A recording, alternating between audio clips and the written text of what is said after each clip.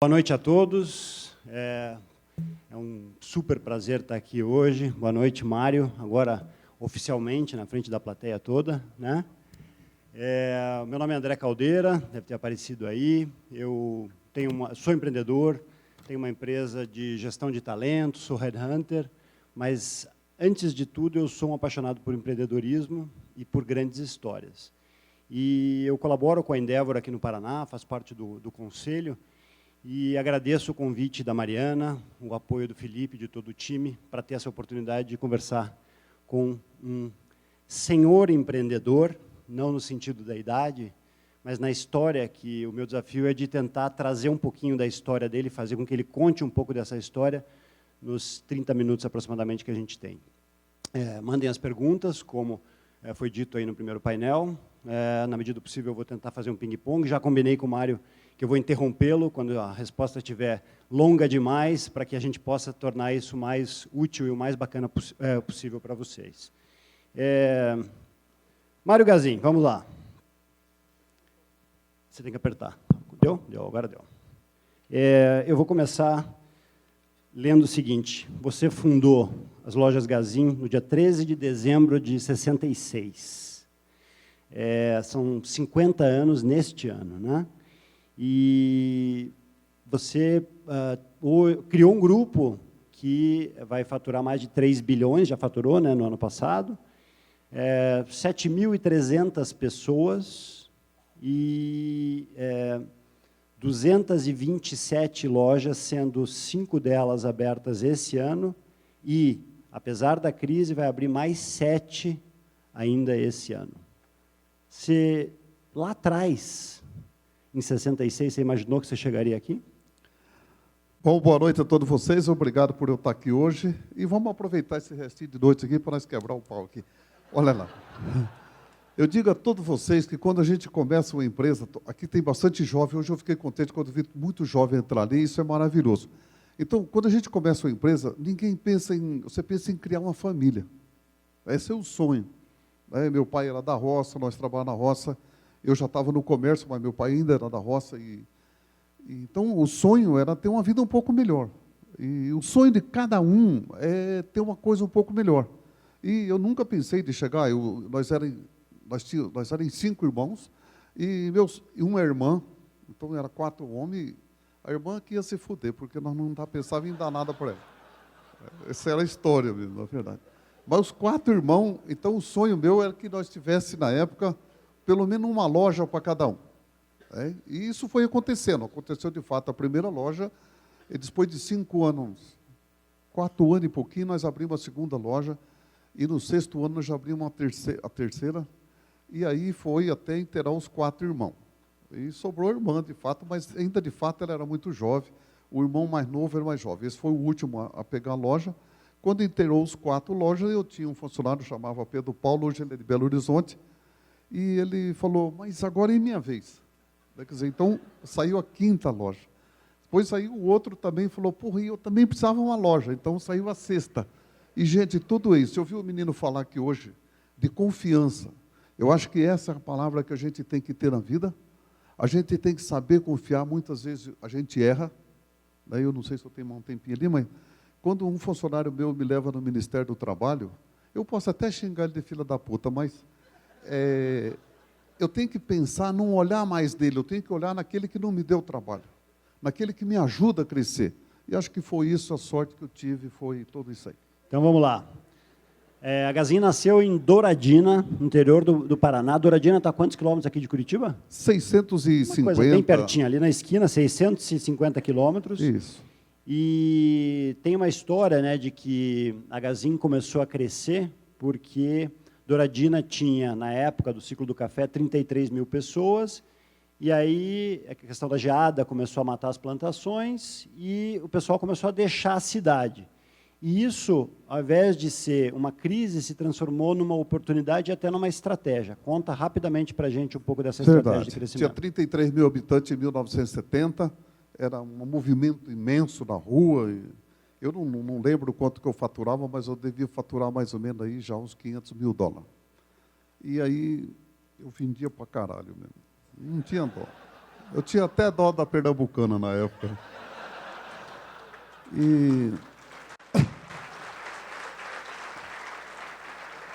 Mas aí na geada de 1975, aí 76 geou também, então foi 2 anos que foi muito difícil. E o pessoal começou então a emigrar para o Mato Grosso, Rondônia, porque lá disse que não geava e começaram o pessoal a ir. E na época eu já tinha um caminhão, e nós começamos então a puxar a mudança e levar o pessoal para lá. Então, se vocês perguntarem, porra, a Gazini só tem uma loja no Paraná, vocês não ficam pensando que é de medo da concorrência. Eu tenho a maior concorrência do mundo, minha está no Rondônia e o Mato Grosso, o MT. O Mato Grosso Sul um pouco mais fraco. Mas os 2 estados são uma concorrência cerrada, muito grande na nossa área. E não foi por isso, não. Foi porque todo mundo do meu município começou a ir embora para essas áreas, Ji-Paraná, Tangará da Serra, São José dos Quatro Marcos, São José do Rio Claro. Então, todo mundo começou a invadir. Eles começaram a achar, procurar terras melhores para plantio, que não geasse, é isso? Isso, nem terra melhor, mas sim terra que não geava. Isso, tá. Né, que todo mundo era, nossa região era paulista, e aí os paranaenses da região, mineiro, e migrou tudo para esse lado. Então, foi por isso que eu estou lá e não estou no Paraná. Né? Então, aí foi. Depois, aí, então, aí foi outra história. E aí, hoje quando eu chegava no meu município, via aquele marasmo, aquela tristeza, tudo parado. E eu falei, não, aqui um dia eu tenho que melhorar essa porra aqui. Aí, graças a Deus, gente. É porque eu tive um professor que só falava besteira. Então, vamos falar dele agora. Pronto, você me deu a deixa. Você me contou do professor Irã, da FGV.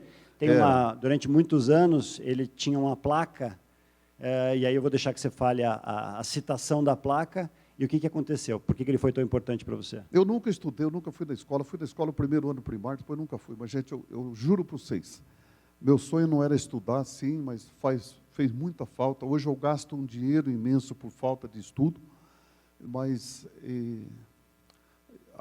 uns 16, 17 anos atrás, eu pagava mais ou menos 400 faculdades de 3º grau para os meus funcionários, e eu via, chegou nos finais dos anos, 13% reprovava. E aí eu fui na FGV e falei em Maringá, e falei, olha, na Trexo, e falei, eu preciso fazer uma faculdade, mas olha, eu não sei escrever, a minha letra é bonita, mas falta letra, falta acento, falta tudo. Mas eu quero fazer tudo o que um aluno faz. Tudo. Aí eu falei, se o senhor aceitar, agora o senhor não vai corrigir ponto. Se o senhor corrigir ponto e vírgula e falta de letra, eu não vou passar nunca nessa porra aí. Mas, olha, pode fazer que eu vou dar certo. Mas esse era o professor Irã? Não, o Irã não vem daqui a pouco. Agora o Irã vai vir. Tá. E aí, gente, olha, eu entrei e fiz a faculdade junto. Aí esse professor Irã era o capeta da minha vida, porque eu nunca vi gostar de dar trabalho para fazer em casa. Como que era a frase que estava escrita na placa na sua sala? Professor Irã, tu é o capeta da minha vida. Né? Porque um dia eu perguntei, professor, o senhor tem que entender, eu trabalho 16 horas por dia. Eu saio da minha casa, venho aqui, ando 200 quilômetros, tudo, fico na escola na segunda e na terça-feira. E olha, o senhor agora, mas o senhor dá muito trabalho de casa. O senhor, pela Nossa Senhora Aparecida, onde se viu dar tanto trabalho? E, olha, eu trabalho 16 horas. Ele falou, quantas horas tem um dia, seu Gazinho? Eu falei, 24, sobrou 8. Não reclama. Então, mas olha, gente, com toda certeza, a pessoa, se vocês aqui, se tem alguém que trabalha com alguém que é difícil, é duro, põe a mão para o céu. Porque se vocês trabalham com aqueles caras que é mole, vocês não vão sair do lugar nunca, vocês não vão aprender. O cara tem que ser duro, tem que dar coisa, tem que dar pancada. Porque se não der pancada, você não sai do lugar, você não aprende. E olha, gente, se vocês disserem para vocês, eu tenho 2 professores que eu me lembro que eu não vou esquecer nunca. Uma porque ela me deu 72 na média, eu me fudi todo, porque eu achei que eu tirava 100, porque era na coisa que eu mais gostava, acho que eu facilitei. E o outro, esse Irã, eu tirei 96 nas provas. Então, eu queria fazer a prova e mostrar para os meus funcionários por que eles reprovavam, por que eles não estudavam. Né? Você nunca quis deixar de aprender, né, Mário? Não, nunca parei. Tem uma história tua também que você convenceu o pessoal da PUC de São Paulo a ser um ouvinte no programa de MBA deles, porque você não podia fazer o MBA porque você não tinha a formação. Não tinha formação. Né? Como é que foi isso? Isso foi lá no final dos anos 80. Eu vi num jornal também que MBA era a moda, porque agora MBA é moda, mas naquele tempo MBA era uma coisa que não... Era Quase 20 anos, mais de 20 anos depois de ele ter fundado a empresa. Importante a gente se localizar na linha do tempo. Pra vocês terem ideia, o ano certinho, o Mário Covas era governador de São Paulo, ele era compadre do meu irmão por política, né? Porque os dois eram do PSDB, quando fundaram o PSDB, e aí pronto. Eu estou lá em São Paulo, fui lá para me matricular naquele lá, a pessoa perguntou, mas cadê o diploma? Eu falei, que diploma? Mas tem que ter faculdade, mas eu não tenho, não tenho, não. E não, então o senhor aqui não pode vir, não. Aí eu já liguei para o meu irmão já ligou para o Mário Covas, não demorou mais 15 minutos, eu já estava naquela porra lá. E aí? Isso foi bom. E olha, gente, espera que essa é boa também, né? Para vocês ficarem aí interessando. Aí, na primeira aula, gente, foi sobre logística. E naquele tempo se falava muito em carreto e frete, mas logística ninguém falava, não era verdade?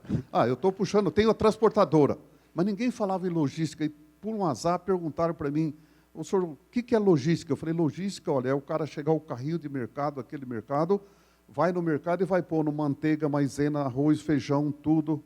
E depois chega em casa, põe um aqui, outro ali, outro ali. Eu falei, isso é logística. Agora, o cara que entra, enche um caminhão de café, eu me lembro que era café, enche um caminhão de café, carrega lá no sítio e descarrega na máquina, isso é frete, isso é transportadora. Logística é pegar um produto e entregar em outro lugar e assim por diante. Rapaz, eu fui aplaudido, nossa senhora. Na outra aula, todo mundo sentava perto de mim, era uma benção de Deus. Eu falei, agora eu estou animado. E aí foi, rapaz. Eu me lembro que tinha bastante gente boa, mas espera um segundinho, que ia ser bom, para vocês aprenderem. Aí na outra aula foi estocagem, né? Eu já tinha bastante loja, umas partes de loja, e também fui bem para caralho, né? Na outra loja, na outra aula, nessa última aula, um professor disse lá, olha, na vez que vem agora, vocês trazem uma HP 12. Eu cutuquei meu companheiro, falei, o que é isso? Ele falou, não sei não. O que é isso? Ele falou, uma calculadora. Eu falei, vou comprar essa bicha agora no MAP, vou montar no ônibus da Garcia, vou devorar. Chego em casa, e o manual de instruções era em inglês, não é isso? Quando eu abro aquela coisa dessa grossura em inglês, eu juro por você, eu só aprendi a ligar e desligar. Aí eu fui no Sebrae. Naquele tempo, procurei o Sebrae me ensinou a mexer, e vou falar para vocês, até uns 5 anos atrás eu era um capeta naquela porra. Né? Era bom. Você também uma vez pegou um ônibus e foi até o Chile para aprender um pouco com o tal de Peter Drucker, né, que você tinha ouvido falar. Mas eu não sabia que era ele, porque naquele tempo ele não era famoso. Mas, gente, eu fiz sim, essa loucura. Também fui parar em Santiago, cheguei lá, a palestra não era nem em Santiago, era em Valparaíso, na época da ditadura. Isso foi em 72, por aí, nessa faixa. Eu gastei 5 dias de ônibus e andei para caramba. E olha, gente, mas com toda certeza, eu anotei tudo, eu não entendi em espanhol, foi um tanto difícil, mas tudo que eu entendi, eu botei dentro da minha empresa. Eu acho que minha empresa começou a nascer o dia que eu voltei do Chile. E, por uma sorte, a última palestra foi esse Peter Drucker, de fato, ele já era bom pra cacete. Porque ele empolgou a plateia, todo mundo. Eu me lembro que tinha, na época, umas 350, 400 pessoas. Era um frio danado, mas, graças a Deus, olha, eu botei tudo em prática, e tudo que eu aprendi também, depois da terceira aula em São Paulo, aí todo mundo foi se afastando de mim, porque eu não sabia falar mais porra nenhuma, nada. Mas eu anotava tudo e fui botando dentro da minha empresa. E fiz ela certinha. Eu acho que isso foi uma coisa que foi a bênção de Deus. E eu também usei muito o Sebrae. Até uma altura eu participei muito do Sebrae. Eu estava lá toda semana e era assim por diante.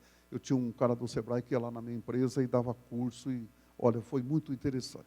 A gente ouve falar muito hoje, Mário, do termo delação premiada.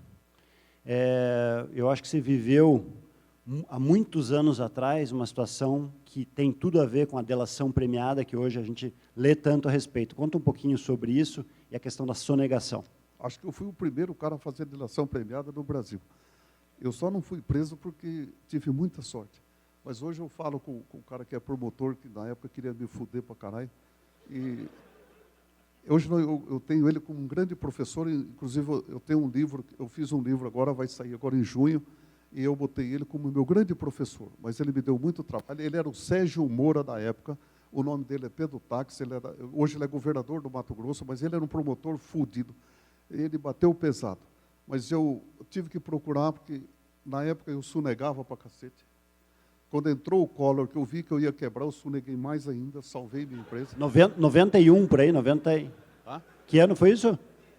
Foi depois no governo Collor. Governo Collor. Isso. Aí a coisa... Porque antes eu sonegava aquela coisinha que todo mundo sonega, um pouquinho aqui, um pouquinho ali, mas depois, no Collor, para não quebrar, eu sentei o pau mesmo. Aí era salvar a empresa.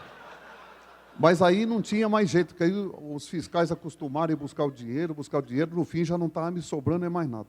E aí eu parei de sonegar no Paraná, não foi tão difícil. Eu me lembro que no Mato Grosso do Sul foi fácil, né?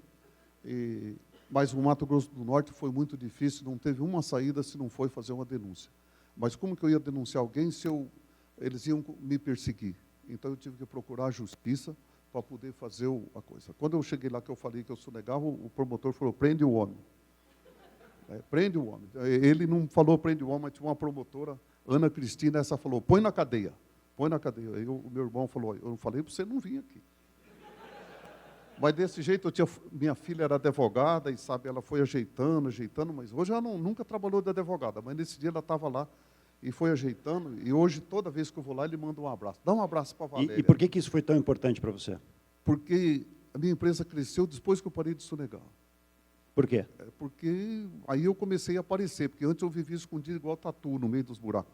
Né? Eu me lembro que na minha mesa tinha 3 telefones, eu tinha 2 celulares, meu irmão tinha uns 2, 3 celulares, porque naquele tempo um não pegava, o outro pegava, então era um problema sério. E o último dia que nós sonegou foi até o dia 7 de setembro de 1987. Dia 8, nunca mais se sonegou uma coisa. E minha empresa fez assim, ela cresceu. Aí ela apareceu, a gente fez uma coisa que, olha, a gente tem que fazer certo, para que o mundo dê certo. Falando um pouquinho sobre controle de custos, é verdade que o cafezinho na sua empresa é pago e que todo mundo tem que colocar moeda, e que quando você recebe visitante, você pega 2 moedas, uma para você e uma para o visitante? 50 centavos. Não pode ser de graça. Gente, nesse mundo não tem almoço de graça. Não, 50 centavos era 50 centavos. E não é barato também não. Só que, por exemplo, o dinheiro não é meu. A sobra, vamos dizer, lá no 25 dias do mês eles pagou, e 5 mil eles vão tomar de graça. Aí, quando sobra dinheiro, está lá. Agora, inventaram a banana, né? Tem a banana e a maçã também é paga, não é de graça. Você vai lá comer uma banana, e mais paga. E que mensagem é essa para a turma lá? Hã? Que mensagem é essa? Eu acho que é bom, porque eu acho que é mostrar para todo mundo que nada cai do céu. Né? Tudo cai do nosso suor, das costas.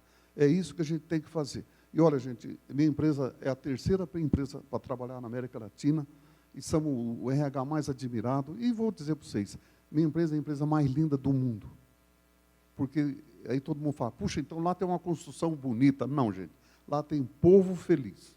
Essa é a diferença. Então, isso eu acho muito interessante.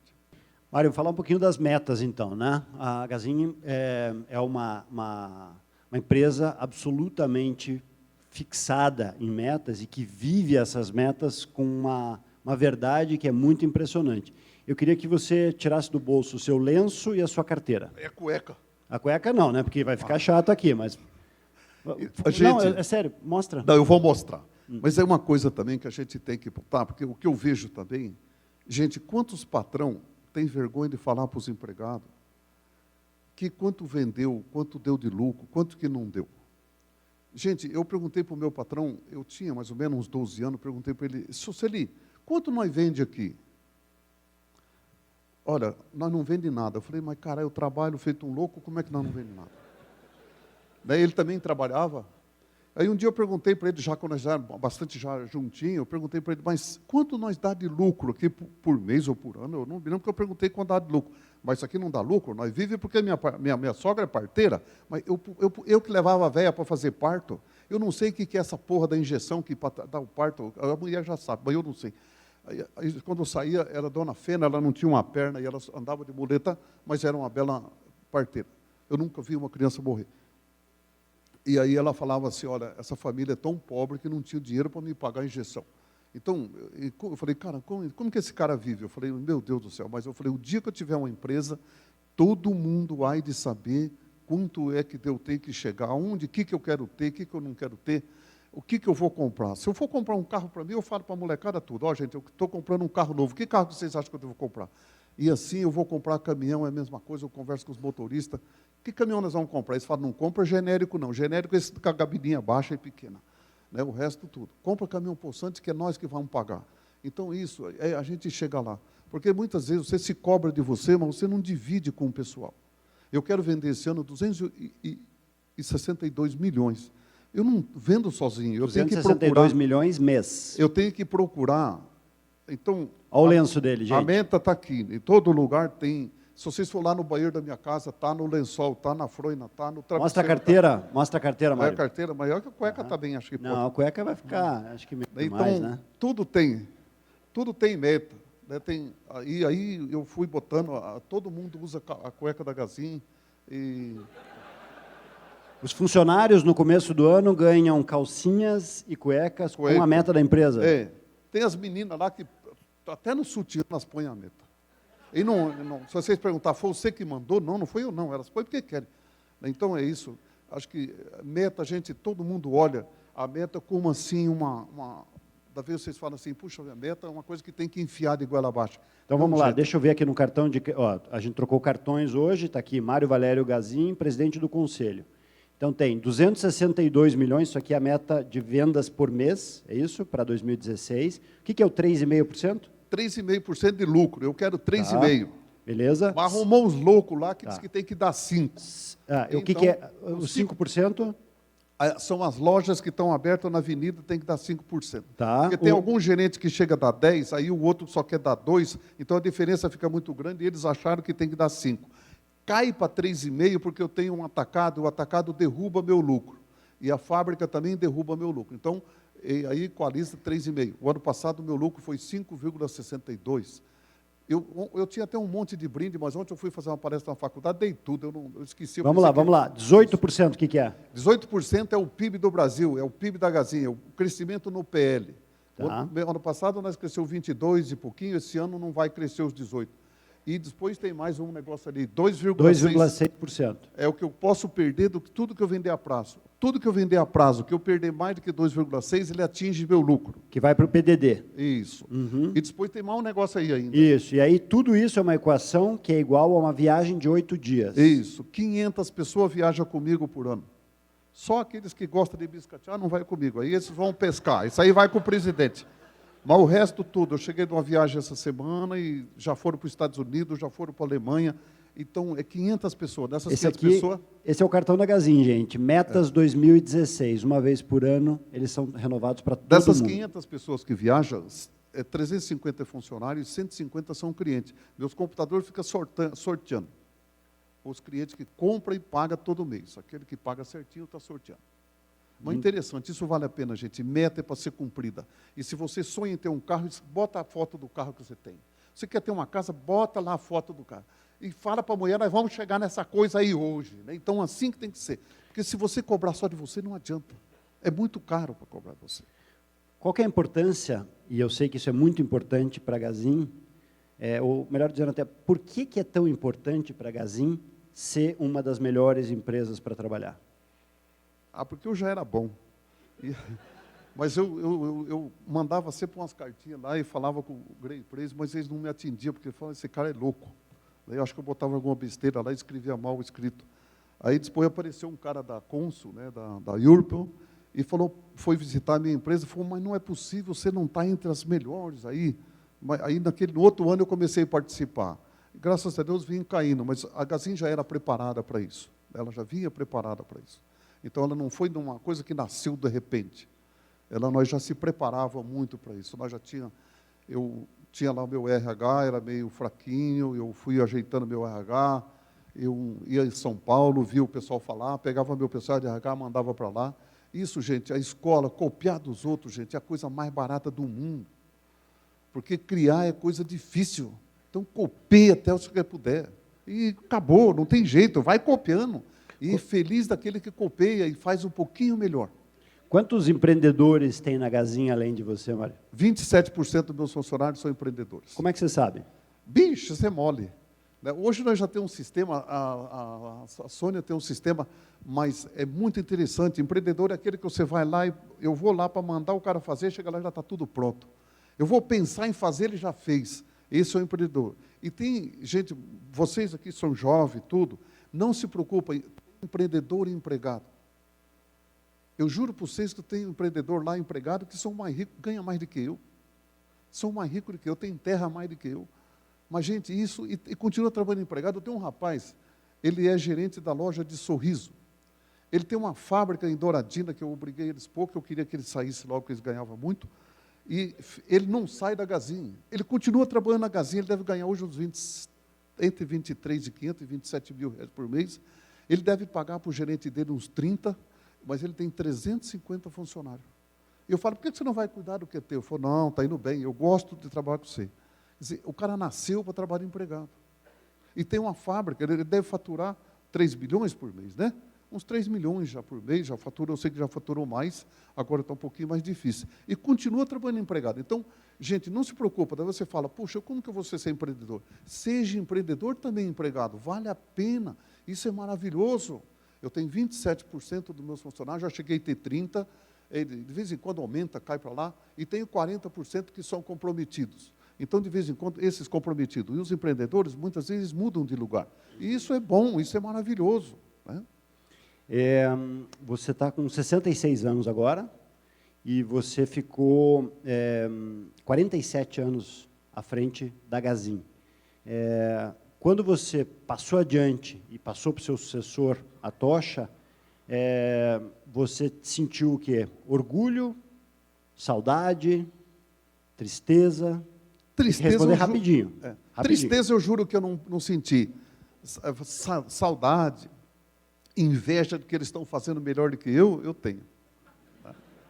Porque eu larguei faturando um tanto, eles melhoraram o lucro, melhoraram o processo. Então isso, gente, também chega um dia que a tua empresa, isso é bastante. Eu aprendi com o senhor Nishimura, da Jactor, né? Ele também sempre falava assim, tem uma hora que nós temos que largar essa porra, tem que largar.